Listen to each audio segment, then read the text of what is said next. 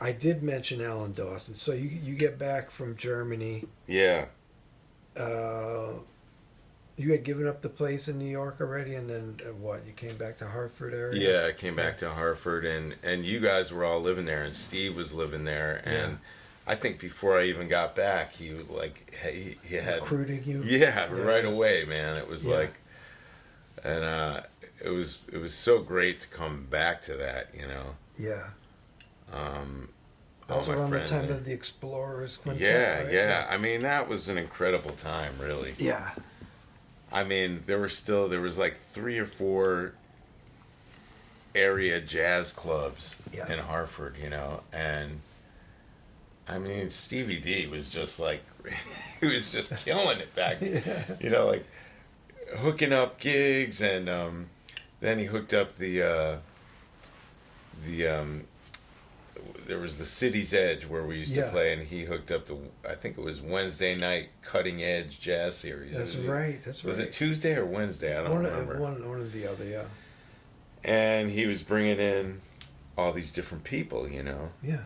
And so during that time, not only did we have our group, the Explorers Quintet, where we were playing original music and developing a band sound, which you know, I appreciate that more now than I did back then, even. But but he was bringing people through, so I would be usually in the rhythm section for that. So, you know, Brian Lynch, Valerie Ponomarov, Eddie Henderson, Brad Meldau, Jeff Keezer, Javon Jackson,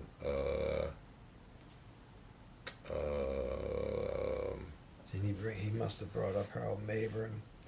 That was later, I think. Oh.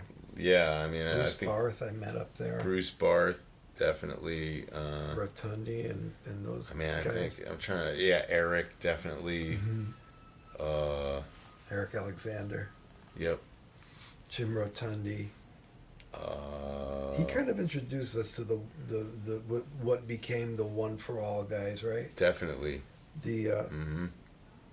This is like an aside, but you had already been playing at Augie's, which was the precursor to what is now Smoke. Yeah. With Scott Feiner, right? Yeah, that's where I've met Sam Yahel and Joel Fromm and these people. Yeah, Ralph Lalama, I remember meeting back then. Okay. A lot of different people. So you were already doing that pre what we're talking about now. So you have met some of those guys. I mean, that was such an inspiring time, you know. We're talking about like 94. Yep. Right. 94, 95, 96. Right before we then decided to move to the city. Which was the end of 97, you Yes. were telling me. I thought it was the beginning of 98, but, you know. End of 97, yeah. You say tomato, I say tomato. Oh, but you were asking about Alan. Yeah, Alan Dawson. Yeah, so we had all these gigs, you know, and I felt conceptually like I knew kind of what I wanted to do musically, like in a band, but I felt like I was lacking, my hands were lacking. One of the things that happened to me over in Germany when I was living there was this great drummer came through, named Oliver Jackson Jr., you know, and he was a New York guy. Like, he was, I guess when I met him, he would have been in his 70s, but he played with Earl Father Hines, a lot of different people. He was like probably from the same era, like I'm laughing because I'm thinking that he's the guy that yeah. said, ooh, So yeah. So I sat in on this gig, you know, and because I was trying to soak up any jazz music I could while I was over there, you know. Yeah. And so I sat in, and, you know, I don't know what possessed me to ask him this, but I said something like, well, you know, I really appreciate it. Could you give me any, like, feedback of how I sounded or whatever? And he was like, he looked at me and he said, son, you're sloppy. You got sloppy hands, you know. I won't expound on that, but basically he told me I needed to get my hands together, and he said, you need to get with somebody who can really show you the rudiments. Mm. And, you know, I was thinking about different teachers and stuff, and somebody gave me Alan's number, you know, and so I called him, and man, I studied with him for about 9 months.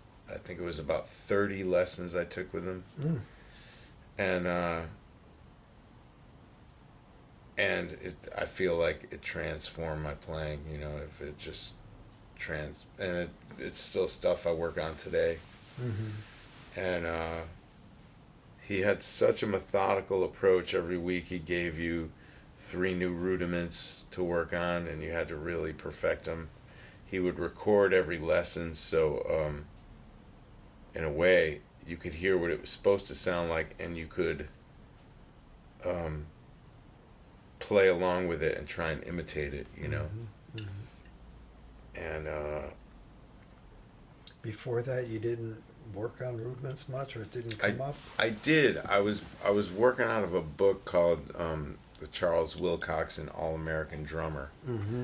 But I think... The K-Wash put you on that? Well, Gene Bosey put me on in high school, and okay. I told him, this book is too boring. And he said, boring? How's it boring when you can't even play it, you know? Yeah. And then when I went and took a lesson with K-Wash, he told me about it again, and I said, all right, well, maybe I should go back and check it out. So I had started going back, Mm-hmm. but once I got with Alan, he had so much command over the instrument, man. He really did, and his hands were just phenomenal, and it really it helped me out a lot. I mean, I wish he was still here. I'd probably still be studying with him, you know. Yeah. It got to a point though where he had given me so much stuff that I kind of hit a plateau that I couldn't get past it because we were working so much, you know. Mm. We were working we were playing in jazz clubs in Hartford like 3 nights a week sometimes, you know. Yeah. And then teaching lessons. I was doing a bunch of teaching then, and then we're playing casuals. So. You were in as well. Yeah, right. So, but he was incredible. He was a great teacher. Wow. Yeah, because it's it's a different thing. I mean, even like for playing the saxophone, you know, say you.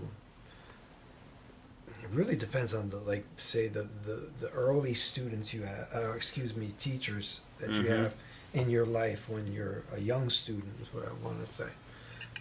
Showing you stuff at that point, if they're showing you the right stuff or not, but it's not like, you know, what I'm trying to say is you might get into college in a jazz program as a saxophone player, and there's a whole, you know, space of saxophone that you never even really covered. Yeah. Just kind of in a classical way. Right. Where I think a lot of pianists coming up come from the classical, like they're getting how to finger scales and all this kind of thing. Basic stuff. Basic. Yeah. Fundamentals. There's a lot of lacking. There's a lot of that lacking in saxophone players, I think, until they get to that point and start working on it. Now we had to take lessons with Ken Radnofsky. Yeah, I remember that. And at the time, you know, I was an idiot. I mean, now I wish I wrote down more things, but you know, I would skip the lesson once in a while if I didn't feel like I was prepared. But I look back at it now, I was like, Jesus, man, you know, there were some notes I didn't even know how to finger the right way at that point, you know, and it's just. But even for you, not even having a dedicated drum set teacher, like you kind of had to go back then and get this stuff together for yourself. Yeah, and seek it out, and I mean a lot of imitation of records, you know. Yeah. And so who were your guys, man, at that point? Who were, I mean, some of your favorites? You're gonna list. I mean, at that point. I mean, Art Blakey was huge. Yeah. You know, like I remember I had one of those cassette sleeves, you know, with all the cassettes in it, and it was just back to back jazz messengers, you know, all Art Blakey. And then when Steve Davis got in the Messengers, it was like, whoa, you know. Right. So he was huge. So Art Blakey, Philly Joe, of course. I just Philly Joe Blake. there was a drummer in Hartford that called me Philly Joe Blakey one time, and then Elvin, Tony, you know. But because you came from classic rock roots, even to what would you call Grateful Dead? Where do they fit in the whole rock scene? I mean, prog rock. Not really prog rock. Not really. More like Jam band, psychedelic. I mean, they call it jam band now, but that's a term I don't like at all, because there is some kind of southern root in there too. Well, yeah, I mean, so the Dead, like a lot of the rock bands of the late '60s were coming straight out of Delta blues, country blues, and Chicago blues, you know,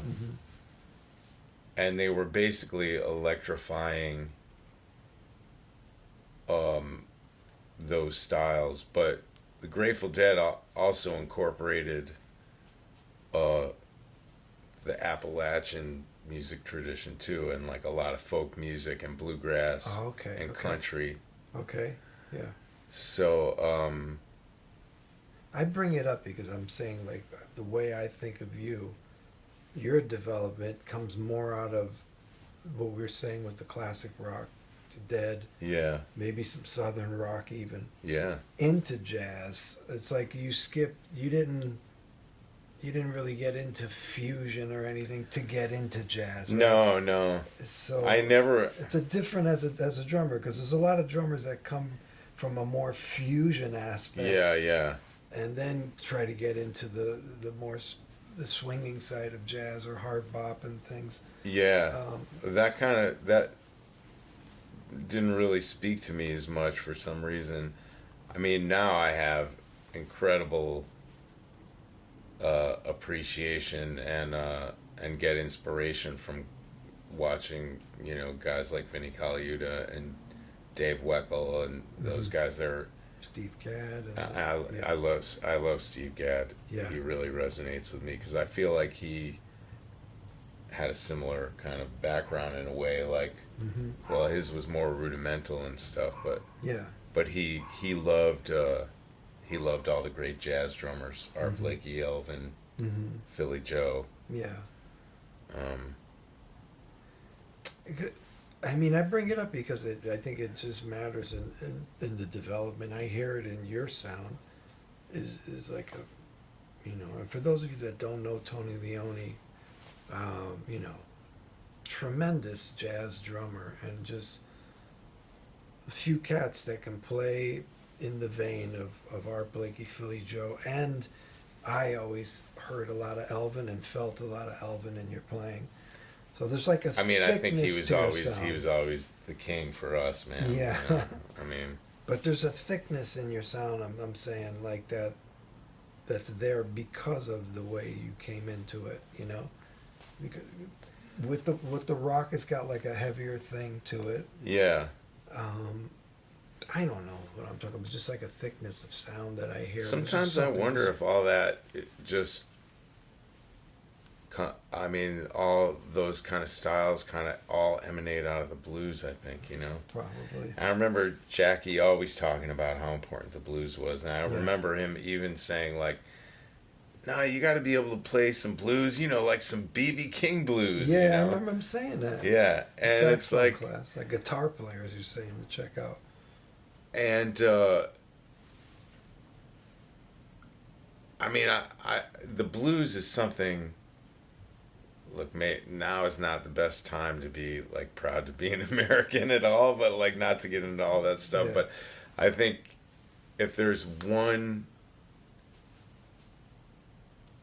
you know, expression that you could say is truly American, you could say it's the blues, you know, and then obviously jazz is an extension of that, you know, and but it's the one thing that permeates all music, permeates all American music styles. I don't care if it's, well, at least up until now, but you know, I don't care if it's, you know, Chicago blues, you know, acid blues of the late 60s, you know, people like Hendrix, heavy metal, country, bluegrass, folk, you know, you got people like Doc Watson playing the blues. Yeah. You know, you got people like Randy Rhoads playing the blues, you know. Yeah. So it's, I think that's the thing that always resonated with me about Elvin and Train, you know, when we really started to get into them, was just that that feel of something so innately human, you know.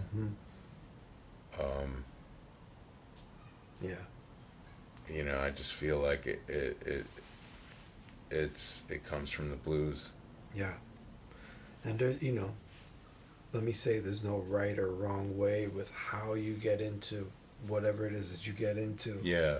But I just find your story interesting, you know. I mean, we all have a story. Yeah. So to continue with your story, man, now for like I want to say the past 15 years or so. Yeah. Right? Yeah. You've been playing in these other situations.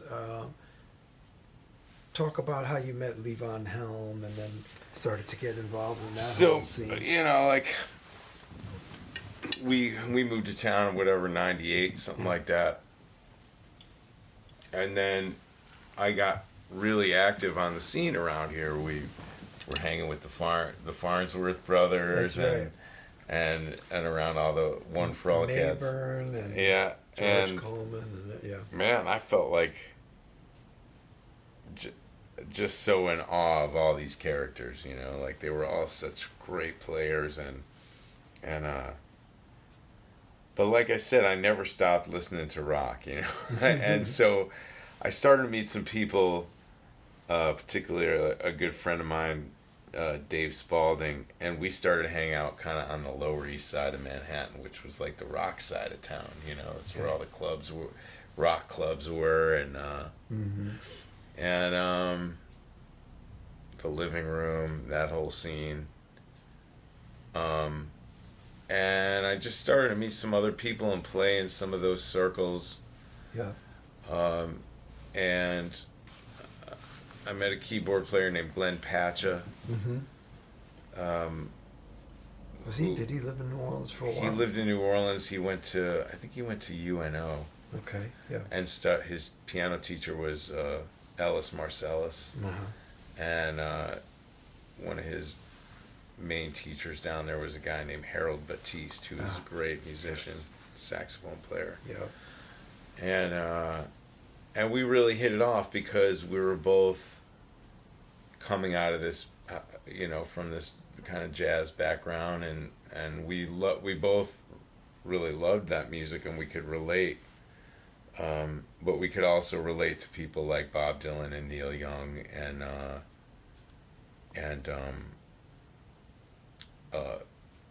so we were both starting to learn a little bit about country music, and like old country, like Hank Williams and George Jones. You know, basically it's like another kind of, you know, folk music, really, an American folk music.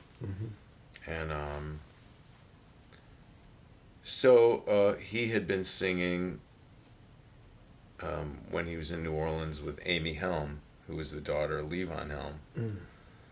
And they had been kind of like singing in a gospel choir together or something. There was some sort. They had been singing some gospel music together. Glenn and And Amy. And in the meantime, Fiona McBain, who I'm now married to, had started. She was in New York from Australia and was pursuing a singer-songwriter path, writing her own songs and leading her own bands around the East Village. So, long story short, it became a band. Fiona had a weekly gig at a place called 9C. That's right, Avenue C, right? Avenue C and 9th Street, and we started playing there. And it's just so funny when I think about that time, because I really felt like, man, I'm stepping out on the Jazz Cats, man. Like, and I was up in my head. I had this whole narrative going, gosh, man, Cats are never gonna call me again, man, because they're thinking I'm like playing this rock and roll stuff, Yeah. But anyway, I kind of went down that path with it, and I got to know Levon really, really well. He started doing these concerts up at his house, in his studio. He calls it the barn. It's basically like a big wooden extension to his house where it's like a studio or a venue. Now it's mainly a venue, but were these the Rambles? Yeah, these were what he called the Midnight Rambles, and so I would go up there every week, whether I was playing or not, just to hear him play and just to sit behind him and watch. Or after we got the band Olabelle going, whenever we'd get back from a tour, we'd go just crash on his property for like a week after that or whatever, and just hang out. And he's got a big old pond in his backyard, and we'd Woodstock. Woodstock, and we'd go fishing, and wow. and it was really, really cool to be around him, because he was, people use that term, organic. He really and truly was an organic musician. I mean, he never had lessons with anybody. He grew up in Arkansas. He used to go to radio shows where the great harp player Sonny Boy Williamson would play, and he'd watch him play and watch the drummer, and he'd go sit in with local bands when he was in high school, and he never even really had a set of drums until he got a call from Ronnie Hawkins to join a band called the Hawks.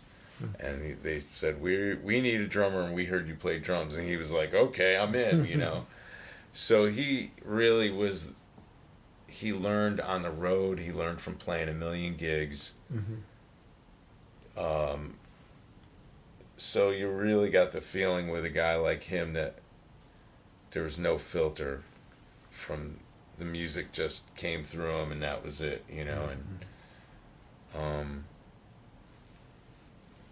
whether he was singing or he could seemingly pick up any instrument and sound good on it too. So that's how I got to meet Levon, and have so many great memories of hanging out up there and watching him play and playing alongside him. In fact, one time, another Woodstock native made the scene and came, not native, but a Woodstock resident, I should say, came and sat in with the band. And I somehow found myself in between Levon Helm up in front singing and playing mandolin, and Jack DeJohnette on another set of drums. Al Foster also had a place did he? Up in Woodstock as man. well. Yeah. I just can't believe that those two guys are gone, man. I know, man. That was, added Levon as well, right? Yeah, well, Levon passed away in 2012, and I'll never forget that. Okay. But he's been gone for. Has it been that long? Yeah, it's been that long that you've been involved with that. Yeah. I want to say, like, when you guys were doing this whole scene that was happening, like 9C, Avenue C, wasn't there like a cross-pollination with Nora Jones at that time when she was it was right around the same time that she had made her big album and Don't Know Why, right? won a Grammy. You couldn't go anywhere without hearing that song. Oh my It was gosh. everywhere, ubiquitous. Harold Mabern did his own version of it. Have you ever heard it? He No, used I to gotta play check it. that Yeah. out. He was the best, man. So, was it from being with Olabelle or maybe a combination or meeting Levon, being at those rambles, people seeing you, but there's other people in there that you work with that are on these other scenes like Yeah, so I started to meet some other musicians that were Yeah. kind of on the New York scene, playing with different people, and I guess my name kind of started getting around, Yeah.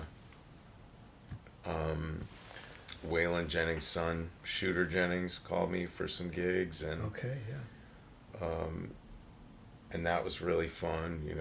We did some touring. But it was during that time that my friend John Graboff, who was playing pedal steel in that band, Mm-hmm. started playing some gigs with Phil Lesh, the bass player from the Grateful Dead. Mm. And Phil had just opened his own club in Marin County, Mm. near San Francisco. And John knew some of the Grateful Dead material, but he was learning it as he was going along. And now I'd been to a lot of Grateful Dead shows throughout high school and into college, Yeah. more than some people and not as many as others, but Yeah. probably around 20 shows or something like that. And so I knew that music pretty well. I knew a lot of the songs. I knew a lot of the ins and outs. Yeah. And so John was kind of always picking my brain for, tunes or where to find certain tunes, what albums. And then I guess they had a drummer that was out there, and Phil said he was thinking about making a change. Do you know anybody? He said to John, and John said, I know a guy who knows the music pretty well. And then one day I remember I was in the kitchen. I just sat my kid down, who was like maybe 3 years old at the time, making some lunch or whatever. And John called me and he said, "You're going to get a call from Phil, And I said, "What?" He said, "Yeah, I've been telling Phil about you, and keep your phone close by." And so there I am. Boom, all of a sudden this 415 number pops up from San Francisco, and I picked up the phone. I was like, "Hello?" He's like, "Hello, I speak to Tony, please?" And I said, "Yeah, this is Tony." He said, "Tony, this is Phil Lesh from the Grateful Dead calling." And I was just like, what's going on here, man? It's crazy. Wow. So, and I ended up playing quite a bit with him. I ended up going out to San Francisco to play at his club quite a bit. And I think definitely because I had been involved in the Midnight Ramble, Phil was modeling his club after the Midnight Ramble I see. situation in Woodstock. He wanted it to be a similar thing. Yeah. And because I had been on that scene, and because I knew the material, Yeah. he kept bringing me out there, and it was great. I had a ball. Every night was a ball. Every night, we'd get into these places in the music where, there's that Andrew Hill album, Point of Departure, and that's what the tunes were. You would start in one place, but then when the blowing came around, it could just go anywhere, and he really encouraged that. I mean, I could shift time signatures, or I could, drop out completely, or you really could go with whatever was happening, What did you do, like, just personally as a drummer? Like, how did it feel going from, because you were pretty heavily involved in the jazz scene here, Yeah. hard bop and beyond, and to all of a sudden play with cats like this, I mean, did you have to go back in the shed a little bit? Definitely. There's a whole, the instrument functions differently in that situation, where in the jazz music that I liked and that I'd been playing up to that point, the timekeeping is mainly coming from the cymbal and the hi-hat, you know, and some bass drum, but light punctuations, right? And it's mostly all coming from here. Whereas with rock or funk or any kind of backbeat music, the focus shifts from being out here to being here. It's all kick and snare. That's where those musicians want to hear the time coming from. You know, they want to hear a strong bass drum on the one, you know. So, but I worked on that, you know, I consciously worked on that. I started kind of playing along with, you know, old soul records, stuff like Sam and Dave, you know, Booker T and the MGs, all the stuff that was coming out of the Memphis Stax kind of stuff. And getting into that. You had the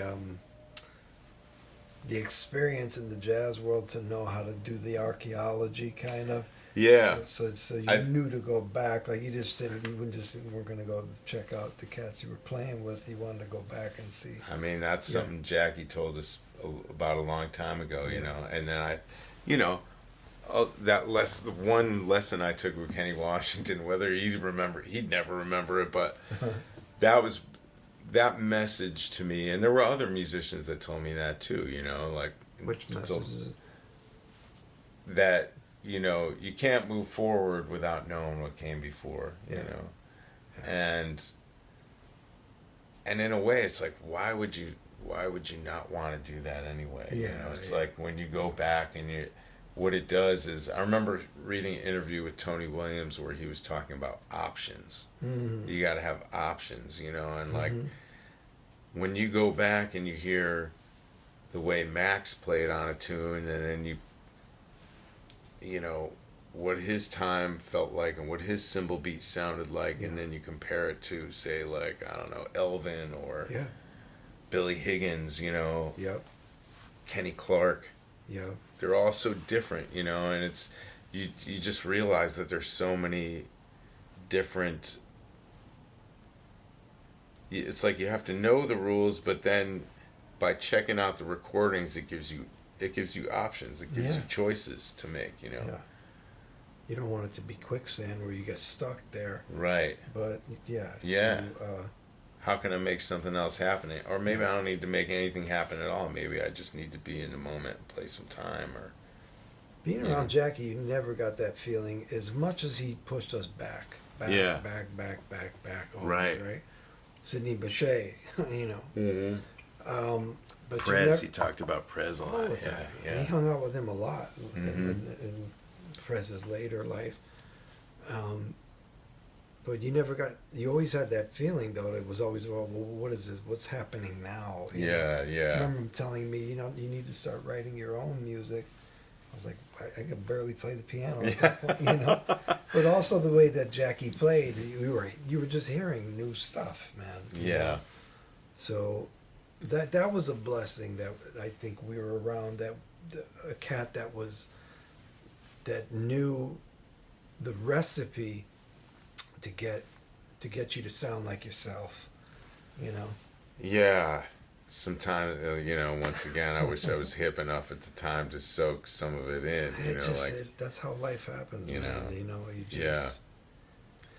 Yeah. But the way you went back, like you're talking about this with Elvin. So name some names of cats that you would check out then to play these other styles of music that you were playing. Who are some? I mean, well, so like to, you know, the whole. I kind of, as I started to get more into the rock. Back into playing rock again, I kind of took a similar approach that I took when I was getting into jazz, which is, you know, going back and just, you know, Stax, Al Jackson Jr. from Memphis. You know? Yeah. Okay. Charlie Watts, Rolling Stones, you know, Ringo Starr, all their different styles, learning their parts, being able to sing their parts, you know. Wow. You know, Did it help having this jazz background? yeah, because I feel like jazz in its truest form, I feel like is, like Art Blakey used to say, it's the most demanding art form, you know. You have to be in touch and in control of so many factors all at the same time, right? Time, tone, you know, harmony, rhythm, all happening spontaneously, you know. So that mindset, especially in terms of like the approach the Grateful Dead had, of doing these long extended group improvisations, you know, definitely I benefited from that in those situations, you know, like having that experience. And I think listening to jazz, I mean, I just feel the more you listen, the more your ears and mind open up, you know, like if you really sit with the headphones and listen to like a Kenny Dorham solo, you know, start to finish and really get inside every note, and you can hear the way he's thinking through those changes, you know, or Bird or whoever, you know. I think it teaches you to listen, you know. I think the music really teaches you to listen. Like, did you have to get a different kind of endurance together on the instrument? Yeah, definitely. Yeah. Because you're playing louder, first of all, right? you're playing louder, and you're playing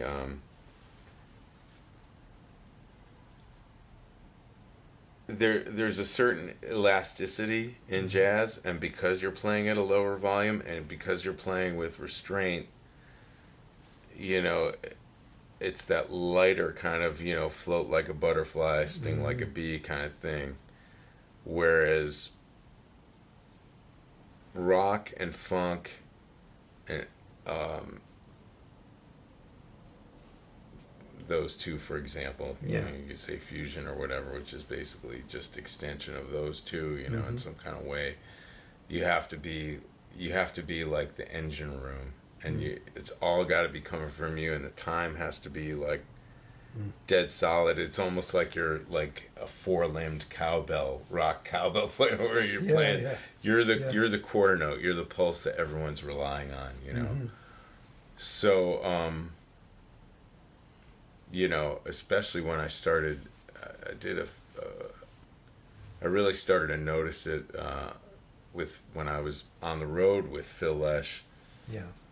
That like we're playing these, you know, well, we play 2 sets with him, each set like an hour and a half or 2 hours maybe, you know, or an hour and a half, say, like the whole show would be like 3 hours probably, you know. And I was just getting my ass kicked, you know. So but a lot of it is learning how to be comfortable and learning how to conserve your energy, you know.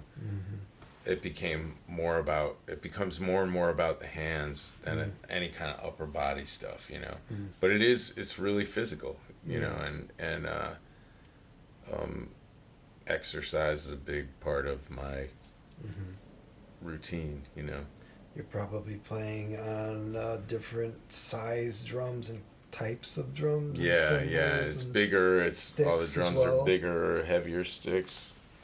A lot of times you have a drum tech even, right? Well, now with Little Feet, you know, for the first time at age whatever it was when I joined Little Feet, 52 or whatever, I have a drum tech, you know, so at least I got some help there with people setting up my gear, and you know, I play a really big kit with Little Feet, a 22-inch bass drum and 3 toms and cymbals everywhere, and everything's mic'd, right? Yeah, everything's mic'd up, but I really do feel like I get to draw on everything that I've learned before, awesome, you know, in that band, you know. So I feel I don't know much about it, but from the outside looking in, I'm thinking these people dig Tony because of his jazz sensibility as well. I think there's got to be some of that in there, right? I mean, it's got to make you who you are. Like it's got to, you got to be a little bit different than your average.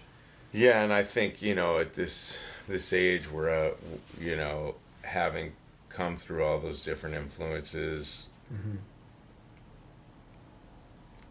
It took me this long to realize this is who I am. It's cool with me to like it all. It's cool for me to be invested in all of it, Mm-hmm. And how much more do I get to enjoy life because there's so much more music for me to check out that makes me feel good, For sure, man. Yeah. So I feel like we're living in a time now where people are more tolerant of everything, right? I mean, I think so. In a certain way. I mean, well. Yeah, I mean, I think maybe not the government right now. Yeah, I mean, in terms of music, I feel like because everything's been made so available. Yeah. Maybe this is the time that things are going to be a big melting pot, and that maybe there's. Yeah. I wonder what the next kind of wave will be. It's really encouraging to see how many great young players are on the scene right now. I mean, there would have been a time where it would have been more threatening, maybe, but now, I mean, to look around and see all these kids that are so serious about playing and playing so great, and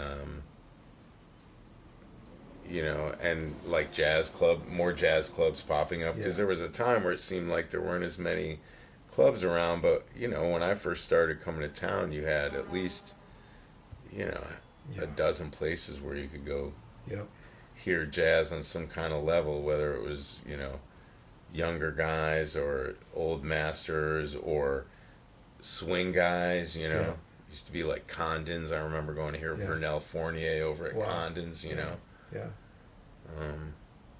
Bradley's, of course. Bradley's. Basil. Yep. Fat Tuesday. Yep. Man. Yeah. We didn't even touch on CRB, who you played with for a while. 5 years. 5 years with Chris Robinson. 5 years in the Chris Robinson brother. Is that before Phil Lesh? After. Mm-hmm. After I met Phil, and then before. Yeah. Before Little Feat. Yeah, and that band, we had some really, really fun times. Some great, heavily influenced by not only the Grateful Dead but other kind of bands from that era, and kind of California country rock stuff. Bands that incorporated, like what Buck Owens was doing, and Merle Haggard and people like that, and I'm just thankful to have been a part of that band, because we traveled the country a lot in a bus, really got to see how beautiful this place really is. We used to do a winter tour every February in Colorado, so which is crazy when you think of it, but like to wake up, at 6 a.m. or whatever, and walk to the to the front of the bus to get a drink or something, and you're like going through the Rocky Mountains, and there's snow everywhere, and you look out the window and there's bighorn sheep on the side of the road, and like to get to a point, that was something I always dreamed about when I was a kid, to do some traveling and get to see the country, and to get to a point where there are several cities where you feel like you're at home. It was really a fun time. There were some tough times too. But I think I learned so much on that gig about life, about showing up every night, and like, your instrument almost has to be like not non-existent, but like it's secondary. When you show up, there's not any thought about what you're gonna do. You're just and that consistency is really how you build a group. Build a band. Mm-hmm. So it was a pretty cool time. Tony, how can people find you if they've actually stuck with us this long and got to this God point? damn No, I'm saying, How much do we owe you? No. Where can people find you, man? See, I'm on the Facebook. What is it? Just Tony Leone? Yeah, and Instagram is Tony Leone Music. That's Leone. Yeah. Yeah, and then my website is TonyLeonemusic.com. Yeah, man. My brother. We're about to play Wow. ourselves. Right. Thank you so much. Thanks for having me, man. Folks. Guys, thanks for listening to all the jib jab. Yes. Until next time, we might have to do a part 2 or 3 or 4.